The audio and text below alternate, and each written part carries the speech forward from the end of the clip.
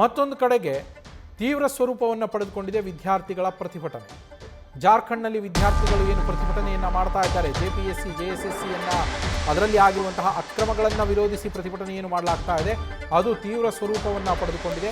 ವಿಧಾನಸಭೆ ಚಲೋ ಪ್ರತಿಭಟನೆಯ ವೇಳೆ ಹೈಡ್ರಾಮಾ ನಡೆದಿದೆ. ವಿಧಾನಸಭೆಗೆ ಮುತ್ತಿಗೆಯನ್ನು ಹಾಕಕ್ಕೆ ಯತ್ನ ಮಾಡಿದ್ದಾರೆ, ಬ್ಯಾರಿಕೇಡ್ಗಳನ್ನು ಹಾರಿದ್ದಾರೆ ವಿದ್ಯಾರ್ಥಿಗಳಲ್ಲಿ. ಅವರನ್ನು ಕಂಟ್ರೋಲ್ ಮಾಡೋದಕ್ಕೆ ಪೊಲೀಸರು ಕೂಡ ಹರಸಾಹಸವನ್ನು ಪಟ್ಟಿದ್ದಾರೆ.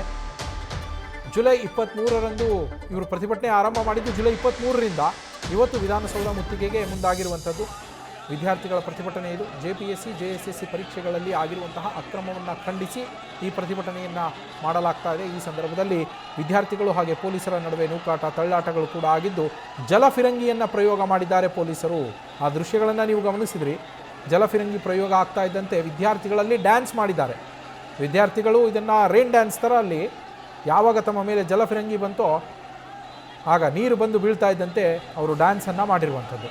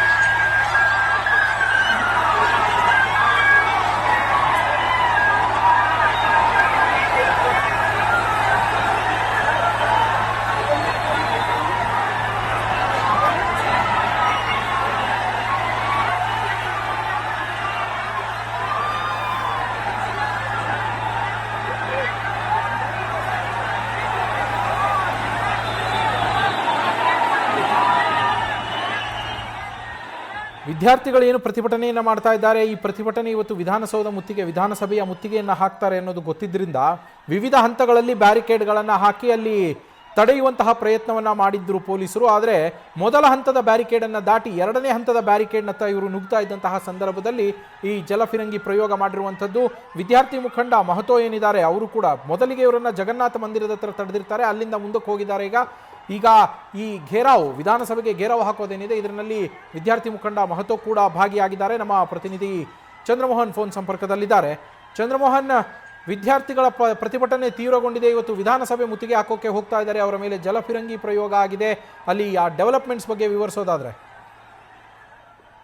ಹೌದು ನವೀನ್, ಈಗ ಮುಖ್ಯವಾಗಿ ದೇಶದಲ್ಲಿ ಜಂಜಿ ಪರೀಕ್ಷೆಗಳ ಪ್ರಶ್ನೆ ಪತ್ರಿಕೆ ಸೋರಿಕೆ ಮತ್ತು ಉದ್ಯೋಗ ನೇಮಕಾತಿಗಳು ಕಾಲಕ್ಕೆ ಸರಿಯಾಗಿ ಆಗದೆ ಇರೋದು ಮತ್ತು ಉದ್ಯೋಗ ನೇಮಕಾತಿಗಳಲ್ಲೂ ಕೂಡ ಪ್ರಶ್ನೆ ಪತ್ರಿಕೆ ಸೋರಿಕೆ ಆಗೋದು ಮತ್ತು ವೃತ್ತಿ ಶಿಕ್ಷಣ ಕೋರ್ಸ್ಗಳ ಪ್ರಶ್ನೆ ಪತ್ರಿಕೆ ಸೋರಿಕೆಯಿಂದ ವಿದ್ಯಾರ್ಥಿಗಳು ಆಗ್ತಾ ಇರುವಂತಹ ತೊಂದರೆ ವಿರುದ್ಧ ಬೀದಿಗಿಳಿದು ಪ್ರತಿಭಟನೆಯನ್ನು ನಡೆಸ್ತಾ ಇದ್ದಾರೆ. ಈಗಾಗಲೇ ದೆಹಲಿಯಲ್ಲಿ ನಡೆದಂತಹ ಪ್ರತಿಭಟನೆ ಸಾಕಷ್ಟು ಸಕ್ಸಸ್ ಅನ್ನ ಕಂಡಿದೆ. ಕೇಂದ್ರದ ಶಿಕ್ಷಣ ಸಚಿವ ಧರ್ಮೇಂದ್ರ ಪ್ರಧಾನ್ ಅವರ ರಾಜೀನಾಮೆಯನ್ನು ಪಡೆಯುವಲ್ಲಿ ದೇಶದ ಜಂಜಿ ಯಶಸ್ವಿಯಾಗಿದೆ. ಈಗ ಜಾರ್ಖಂಡ್ನಲ್ಲೂ ಕೂಡ ಅದೇ ಮಾದರಿನಲ್ಲಿ ಹೋರಾಟವನ್ನ ನಡೆಸ್ತಾ ಇದ್ದಾರೆ. ಕಳೆದ ತಿಂಗಳ 23ರಿಂದಲೂ ಕೂಡ ನಿರಂತರವಾಗಿ ಹೋರಾಟವನ್ನು ನಡೆಸ್ತಾ ಇದ್ದಾರೆ. ಜಾರ್ಖಂಡ್ ರಾಜ್ಯದಲ್ಲೂ ಕೂಡ ಜಾರ್ಖಂಡ್ ಪಬ್ಲಿಕ್ ಸರ್ವಿಸ್ ಕಮಿಷನ್ ಮತ್ತು JSSC ಪ್ರಶ್ನೆ ಪತ್ರಿಕೆಗಳು ಸೋರಿಕೆಯಾಗಿವೆ. ಇದರಿಂದಾಗಿ ಅಲ್ಲಿನ ಉದ್ಯೋಗಾಕಾಂಕ್ಷಿಗಳಿಗೆ ಸಾಕಷ್ಟು ತೊಂದರೆ ಆಗಿದೆ. ಈ ಒಂದು ಪರೀಕ್ಷಾ ವ್ಯವಸ್ಥೆಯಲ್ಲಿರುವಂತಹ ಲೋಪದೋಷಗಳನ್ನ ಸರಿಪಡಿಸಬೇಕು. ಜಾರ್ಖಂಡ್ ಪಬ್ಲಿಕ್ ಸರ್ವಿಸ್ ಕಮಿಷನ್ ಅಲ್ಲೂ ಕೂಡ ಸುಧಾರಣೆಗಳನ್ನ ಜಾರಿಗೆ ತರಬೇಕು. ಉದ್ಯೋಗಾಕಾಂಕ್ಷಿಗಳಿಗೆ ಸರಿಯಾದ ರೀತಿಯಲ್ಲಿ ಉದ್ಯೋಗ ಅವಕಾಶಗಳನ್ನ ನೀಡಬೇಕು ಅನ್ನುವ ಬೇಡಿಕೆಗಳನ್ನ ಇಟ್ಕೊಂಡು ವಿದ್ಯಾರ್ಥಿಗಳು ಪ್ರತಿಭಟನೆಯನ್ನ ನಡೆಸ್ತಾ ಇದ್ದಾರೆ ಮತ್ತು ಉಪವಾಸ ಸತ್ಯಾಗ್ರಹವನ್ನು ಕೂಡ ನಡೆಸ್ತಾ ಇದ್ದಾರೆ. ಈಗ ಇವು ಜಾರ್ಖಂಡ್ ವಿಧಾನಸಭೆ ಹತ್ರ ಮತ್ತು CM ಹೇಮಂತ್ ಸೊರೇನ್ ಅವರ ನಿವಾಸದತ್ತ ಮುತ್ತಿಗೆ ಹಾಕ್ಲಿಕ್ಕೆ ವಿದ್ಯಾರ್ಥಿಗಳು ಕೂಡ ಹಾಕಿದ್ರು. ಆ ಬ್ಯಾರಿಕೇಡ್ ಗಳನ್ನು ಕೂಡ ತೆಗೆದು ವಿದ್ಯಾರ್ಥಿಗಳು ತಮ್ಮ ಪ್ರತಿಭಟನಾ ಮೆರವಣಿಗೆಯನ್ನ ಮುಂದುವರೆಸಿದ್ದಾರೆ. ಈಗ ವಿದ್ಯಾರ್ಥಿಗಳ ಮೇಲೆ ನಾವು ಯಾವುದೇ ಕಾರಣಕ್ಕೂ ಕೂಡ ಲಾಠಿ ಚಾರ್ಜ್ ಮಾಡಲ್ಲ, ಅಶ್ರುವಾಯು ಪ್ರಯೋಗ ಮಾಡಲ್ಲ, ಪೆಲೆಟ್ ಗನ್ ಬಳಕೆಯನ್ನ ಮಾಡಲ್ಲ ಅಂತೇಳಿ ಜಾರ್ಖಂಡ್ ರಾಜ್ಯ ಸರ್ಕಾರ ಹೇಳಿದೆ. ಜಾರ್ಖಂಡ್ನಲ್ಲಿ JMM ಮತ್ತು ಕಾಂಗ್ರೆಸ್ನ ಮೈತ್ರಿಕೂಟದ ಸರ್ಕಾರ ಇದೆ. ದೆಹಲಿನಲ್ಲಿ ಮಾಡಿದಂತೆ ನಾವು ಪೊಲೀಸರ ಬಲವನ್ನ ಬಳಸಿಕೊಂಡು ವಿದ್ಯಾರ್ಥಿಗಳ ಹೋರಾಟವನ್ನು ಹತ್ತಿಕ್ಕೋದಿಲ್ಲ, ವಿದ್ಯಾರ್ಥಿಗಳ ಬೇಡಿಕೆಯನ್ನು ನಾವು ಈಡೇರಿಸ್ತೇವೆ, ವಿದ್ಯಾರ್ಥಿಗಳು ನಮ್ಮ ಮುಂದೆ ಇಟ್ಟಿರುವಂತಹ ಎಲ್ಲಾ ಬೇಡಿಕೆಗಳನ್ನು ಕೂಡ ನಾವು ಒಪ್ಕೊಂಡಿದ್ದೇವೆ ಅನ್ನುವ ಮಾತನ್ನ ಜಾರ್ಖಂಡ್ ರಾಜ್ಯ ಸರ್ಕಾರ ಹೇಳಿದೆ. ಆದ್ರೆ ವಿದ್ಯಾರ್ಥಿಗಳಿಗೆ ರಾಜ್ಯ ಸರ್ಕಾರದ ಭರವಸೆ ತೃಪ್ತಿಯನ್ನು ತಂದಿಲ್ಲ.